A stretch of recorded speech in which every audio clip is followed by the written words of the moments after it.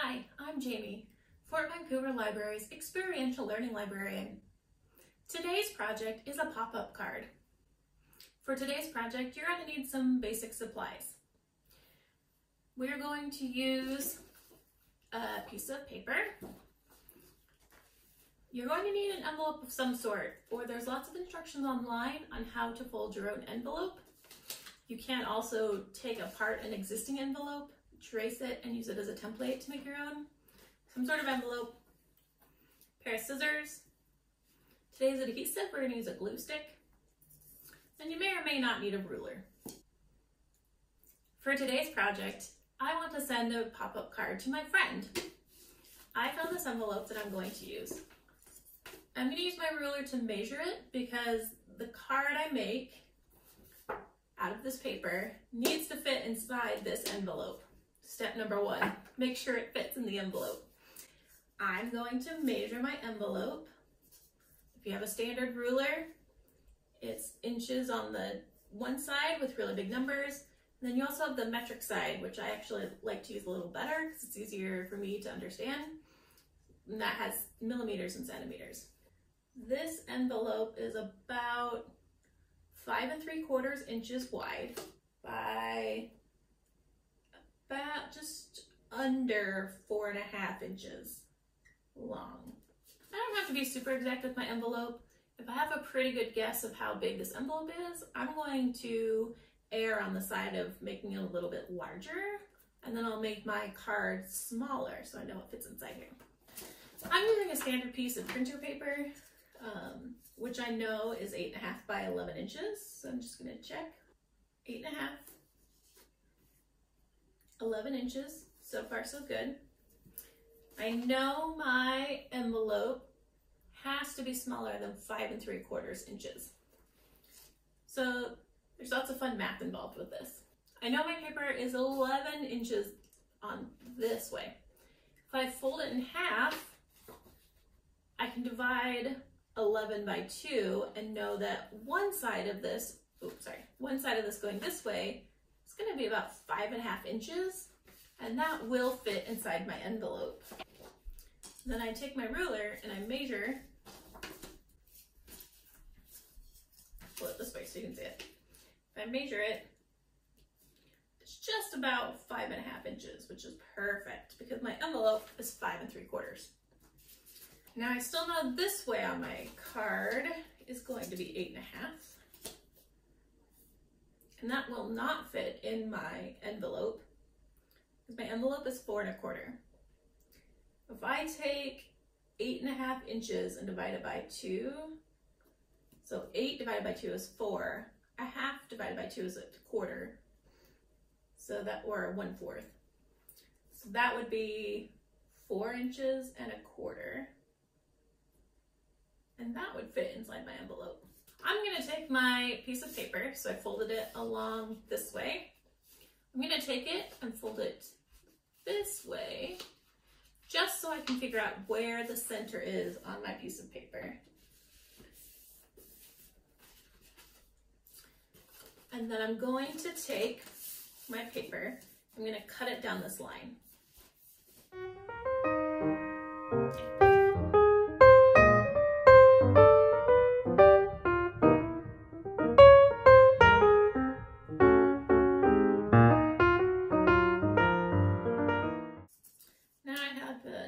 Paper that is just under 5.5 by 4 1/4, and this will fit inside my envelope.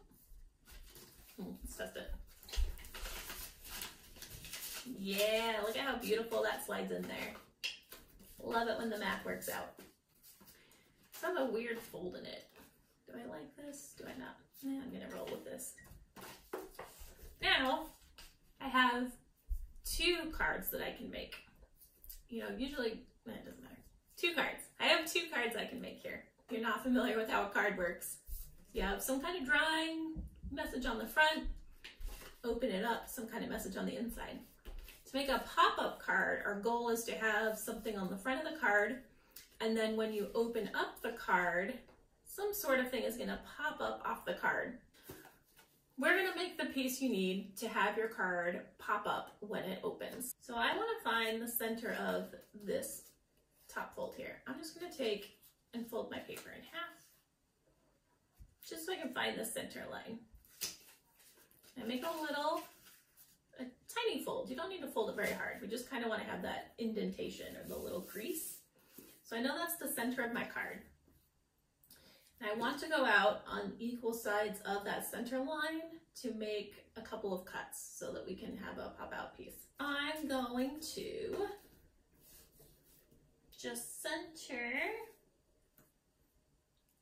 I'm going to put my 1-inch marking on my ruler right where that crease is. And then I'm going to go out 1 inch on either side. So I'll mark it at this 0 line here with a pencil. And I'll mark it out here at the 2 with a pencil. And that keeps it pretty equally spaced. Now, I have my 2 marks here. I'm going to use my scissors and I'm going to cut a slit where these 2 marks are.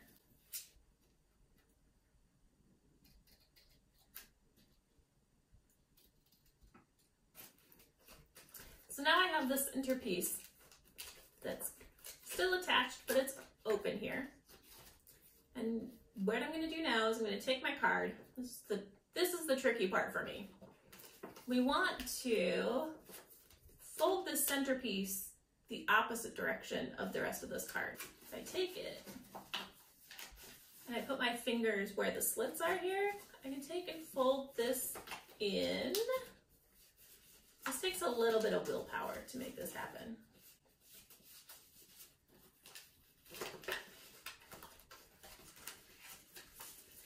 And then what I want to do is I want to fold it back where these slits end. So take it, just kind of force it.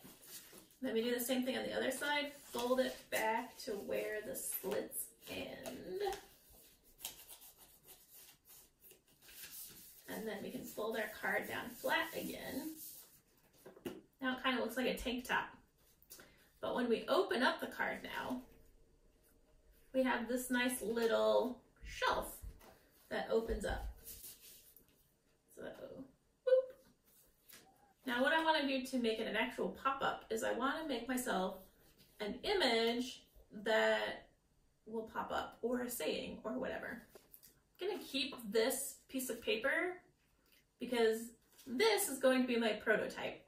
I'm going to figure out how to make it cut, how it works, make myself a nice rough draft, and then when I figured out the process, I'm going to go back with my other base that I know fits in my envelope and do a better job because I'll have some experience. So I'm going to take a piece of paper. I have a friend's birthday coming up and I'm going to mail them this pop-up card. The important thing is we don't want our pop-up piece, can't be any taller than this, and it can't be any wider than my card width, because if you do, when you close it, the pop-up will stick out and that kind of ruins the surprise. I'm going to put my card here. I'm just going to trace this onto my paper so I know the size of my image.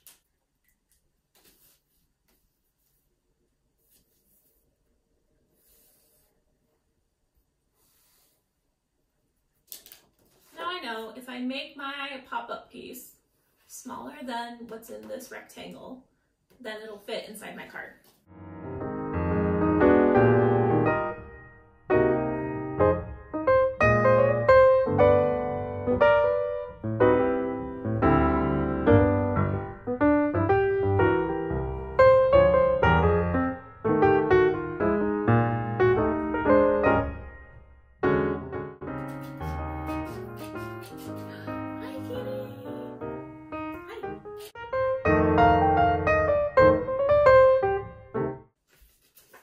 Two pieces I know that are the right size for my pop-up piece. I'm just going to set this one aside with my other card. It's my friend's birthday. I think I'm going to write happy birthday, so maybe I'll do it in pencil. Now I'm going to be bold.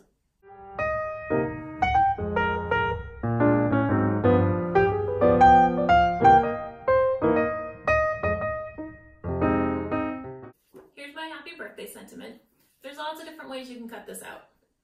You can just cut out the rectangle and leave it like that. You can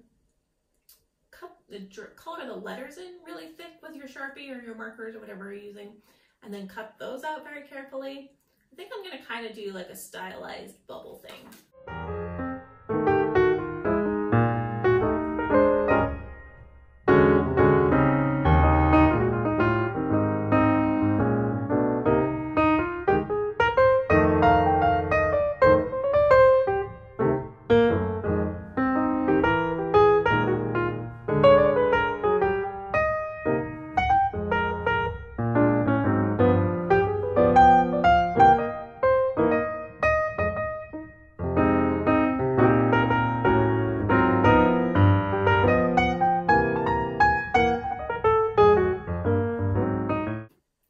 My sentiment cut out. I'm going to color it in so you can actually see it.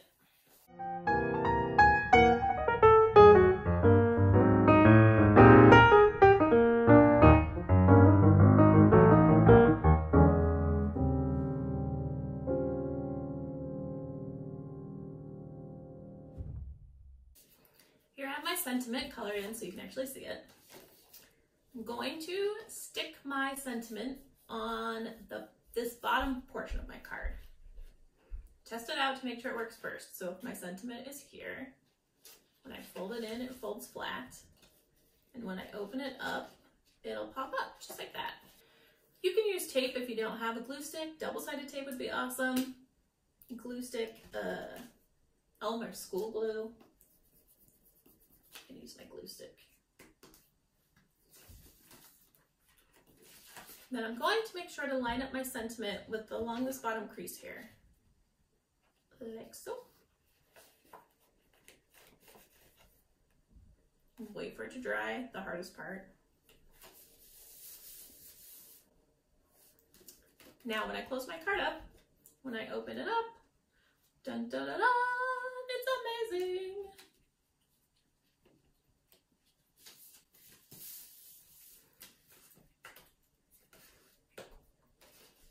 I'm actually pretty pleased with my first draft here. Might be a little offset, but that's okay. I think I'm just going to decorate the rest of my card and put it in its envelope. There we go. Just address it, put a stamp on it, and send it off to my friend. Have fun and keep making. We hope to see you at the library soon. Until then, the library's website has a lot of great resources. www.fvrl.org. See ya!